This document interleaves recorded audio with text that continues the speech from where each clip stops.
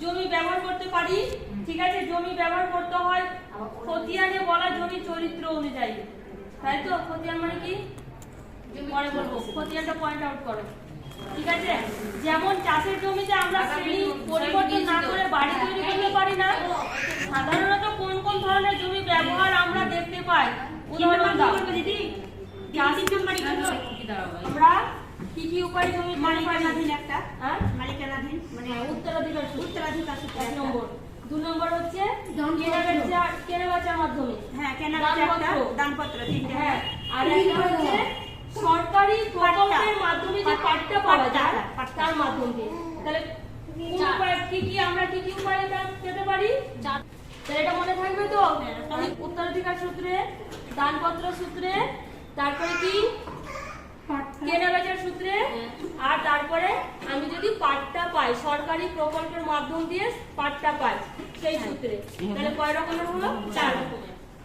সীমার বেশি জমি থাকলে সরকার সেই অতিরিক্ত জমি আইন প্রয়োগ করে দখলে নিয়ে নেয়। একটা পরিবার 24x10 সেমি পর্যন্ত জায়গার অধিকারী হতে পারে। তার উপরে যদি হয় সেটা কিন্তু আমার খাস হয়ে যাবে। 1 একর মানে কি 3 বিঘে। এবার বলি পাট্টা কি। পাট্টা কাকে বলে? সরকার থেকে বিলি করা জমির এক বন্দোবস্তপত্র। বন্দোবস্তপত্র কে দেবে? সরকার দেবে। কোন দিয়ে দেবে?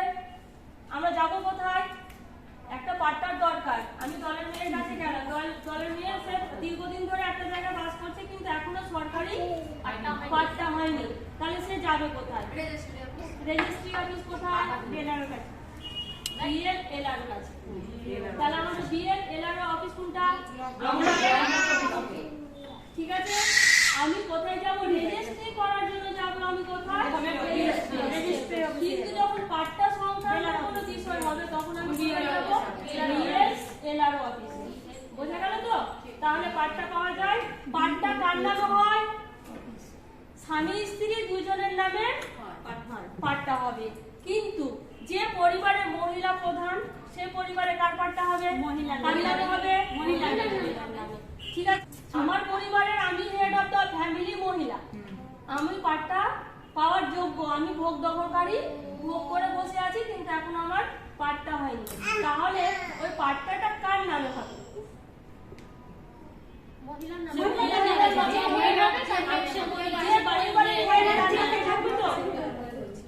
আর পাট্টা বেশিরভাগই স্বামী স্ত্রী থাকলে স্বামী স্ত্রীর যৌথ নামেই হয়। বোঝাতে পারলাম এই পর্যন্ত। তারপরে বলছে কি একটি ভূমিহীন পাট্টা কয় প্রকার? পাট্টা পাওয়ার জন্য কোথায় আবেদন করবে বলে ফেললাম। কোথায়? বিএলআর অফিসে। বলার আগে আমাদেরকে বলতে হবে ভূমি ও ভূমি সংস্কার আধিকারিকের, বাংলাতে ভূমি ও ভূমি সংস্কার আধিকারিকের কাছে পাট্টা পাবো। পাট্টা কোথায় গিয়ে পাবো? বিএলআর অফিসে, তাই তো। কিন্তু বিএলআরও কি নিজের সিদ্ধান্তটা প্রয়োগ করে দেয় না? দিদি মহকুমার অফিস দ্বারা অনুমোদিত হয়ে বিএলআরও অফিস থেকে আমরা পাট্টাটা পাবো। সরকার থেকে কত ধরনের পাট্টা পাবো? সরকার থেকে আমরা কত ধরনের পাট্টা পেতে পারি কিংবা পাবো? 2 ধরনের। একটা হচ্ছে বাস্তু জমির পাট্টা আর একটা হচ্ছে কৃষি জমির পাট্টা। জানতে হবে বাস্তু জমি, বাস্ত জমি। বাস করে তাহলে বাউস্তর উপর আমরা নির্ভর করে আমাদের কাছে পাট্টা হবে। আর একটা কি কৃষি জমির উপরও হতে পারে, তাই তো। তাহলে এটা কি করবে? কৃষি জমির পাট্টা কি করে পাওয়া যেতে পারে? বাউস্তর জমি তো বলা হলো যেখানে বসবাস করে ভোগ দখলকারী মিনিমাম 10 থেকে 15 বছর যদি থাকা যায় এখানে, সেখানে আমাদের সরকার ওখানে কি বলতো জায়গা দিতে বাধ্য, ঠিক কি না? তাহলে যদি আমার কৃষি জমি হতে পারে তাহলে কৃষি জমির পাট্টাটা আমরা কি করে পেতে পারি? কৃষি জমির পাট্টাটা এখানে বলছে কি কোন খাস জমি কোন পরিবারের দখলে থাকলে এবং পরিবারটি পাট্টা পাওয়ার যোগ্য হলে, কারণ পাট্টা দেওয়ার আগে তো বিএলআর অফিস দেখবে তাই না যে সে যোগ্য কিনা। পাট্টাটা কখন পাবো? আমি হয়তো জমিটাকে 10 বছর ধরে ভোগ করছি, ঠিক আছে। 10 বছর ধরে ভোগ করছি, বিএলআর অফিস থেকে নোটিশ গেল, নোটিশ থেকে দেখতে পাচ্ছি যে হ্যাঁ এটা পাওয়ার যোগ্য। সোজা ভাষায় বলছি, বুঝতে পারছো কৃষি পাট্টা কখন পাবো? একটি পরিবার দখলে আছে কিন্তু এখন অবধি পাট্টা হয়নি, সে বিচার বিশ্লেষণ করে দেখবে অনুমোদিত পাওয়ার যোগ্য কিনা। যদি পাওয়ার যোগ্য হতে পারে তখন সে কিন্তু কৃষি পাট্টাটা পাবে। ঠিক আছে, এরপরে বলছে কে অর্ডারটা দেবে? ভূমি সংস্থার আধিকারিক, অর্থাৎ আমাদের বিএলআরও অফিস 7। বলে গেল যদি তুমি 10 থেকে 12 বছর থেকে যাও, হ্যাঁ হ্যাঁ সেটাও তোমার পাট্টা দিয়ে দিবে। দিয়ে দেবে। দেওয়ার আগে তো শুধু দেওয়ার আগে দিবে না, যে বিএলআরও অফিস থেকে নোটিশ যাবে, ইনকোয়ারি যেটা বলে না, ইনকোয়ারি তারপরে যদি মনে হয় না সে 10 বছর ধরে ভোগ দখলকারী, তখন কিন্তু তোমাকে ওটাকে কৃষি পাট্টা দিতে পারে। যে যোগ্য সে পাবে।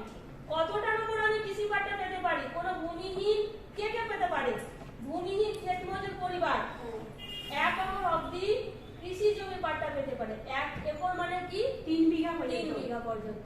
বোঝা গেল তো? আরে একটা ভূমিহীন ভূমিহীন ক্ষেতমজুর করছে, ঠিক আছে, সে যদি এখন 10 বিঘা 4 একর 5 একর করে তাহলে তো পাবে না। কত দূর পর্যন্ত পাবে? 1 একর পর্যন্ত পাবে। কৃষি পাট্টা পাওয়ার জন্য পরিবারটি সরকারি দপ্তর থেকে সুযোগ সুবিধা পাওয়ার যোগ্য হয় যদি, তাহলে কি কি পাবে? পাট্টা দেওয়ার পর যে নানা রকমের কীটনাশক সরকারি দপ্তর থেকে, সমবায় সমিতি থেকে পাওয়া যায় না, সার, মেশিন, সেচ ইত্যাদি কিন্তু সে সরকারি প্রকল্পের সহযোগিতা পাবে। একটা হলো বাস্তব পাট্টাটাও জানতে হবে তো, তাই তো? ওটা মানে কি বাস্তব পাট্টা মানে কি? বাউসটা হচ্ছে আমাদের গোদা বাংলা, আর আমাদের ভালো কথায় কি বলবো? বাস্তু। ঠিক আছে, বাস্তু পাট্টাকে আবার আরেকটা ভাষা বলা যায় নিজ গৃহ নিজ ভূমি। ঠিক আছে, এটি কি সরকারি ভূমিদান প্রকল্প, দান করে দেওয়া ভূমিদান প্রকল্প, যার মাধ্যমে গ্রামীণ দরিদ্র ভূমিহীন পরিবারগুলোকে সর্বোচ্চ 500 অবধি বাস্তু জমি দেওয়া হয়। 500 অবধি। এটি কি সরকারি ভূমিদান মানে দান করে দেওয়া প্রকল্প, বাস্তুটা দান করে দেওয়া। যেমন আমি এখানে বাস করছি, আমি 10 বছর ধরে বাস করলাম, একটু আগে বললাম, তাই তো? তাহলে আমাকে তো সেখান থেকে উঠাতে পারবে না, তাহলে আমি এখনো পাট্টাও করতে পারিনি। তাহলে পাট্টা যদি করতে হয় তাহলে কি করতে হবে? আমাকে বিএলআর অফিসের কাছ থেকে দরখাস্ত দেবো, আবেদন করবো, পরে এগুলো সব দেখাবো কি করে দরখাস্ত করতে হয়। ঠিক আছে, গেলাম, সে দেখলো যে না সত্যি এটা ভোগ দখলে আছে, তাহলে কতদূর পর্যন্ত পাবো বাস্তু পাট্টা? 500। এখন নয়, শত। বাস্তু থেকে হবে কি? শত। আর জমিতে হবে কি? 3 বিঘা পর্যন্ত। ঠিক আছে, 3 বিঘা পর্যন্ত পাওয়া যেতে পারে। এক্ষেত্রে সরকার জমি কিনেও দিতে পারে যদি মনে করে যে এই জায়গাটা কোনো সরকারি আওতায় পড়ছে না অথচ সে পাওয়ার যোগ্য, তাহলে কিন্তু সরকার যদি ইচ্ছে করে তাহলে কিন্তু তাকে জায়গা কিনে দিতে পারে। আর জন্য দেবে শুধু চাষবাস করার জন্য না বসবাস করার জন্য? বসবাস করার জন্য। সমস্ত জমিতে একমাত্র বসবাসই করা হয়। বসবাস করার জন্য যদি বসবাস করি তাহলে আমি কতটা জায়গা? এখন ভূমিহীন ক্ষেতমজুরও কোন জমিতে বসবাস করছে, জমিতে হয়তো বসবাসের জায়গা নেই, এটা তোমাদের জমিতে সে বসবাস করছে, সেই ক্ষেত্রেও জমি সর্বাধিক 8 শতক পর্যন্ত অধিগ্রহণ করে পরিবার থেকে পাট্টা দিতে পারে। 8 শতক জমির উপর থাকলে কতটা পাবে? 8 শতক পাবে। বোঝা গেল? যদি সরকার অনুমোদন করে বিএলআর অফিসের মাধ্যম দিয়ে যে হ্যাঁ সে জমিতে বাস করছে কিন্তু সে এখনো পাট্টা করতে পারেনি, কিন্তু সরকার সেখানে অনুমোদন দিতে পারে। কত শতক? 8 শতক। জমি কেনাবেচার আগে কি কি দেখা দরকার? কৃষি তার নামে রেকর্ডটা আছে ঠিকঠাক নাকি, দলিল আছে কিনা আগে দেখতে হবে। আগে দলিল, তারপরে রেকর্ড। তারপরে রেকর্ড মানে কি গো?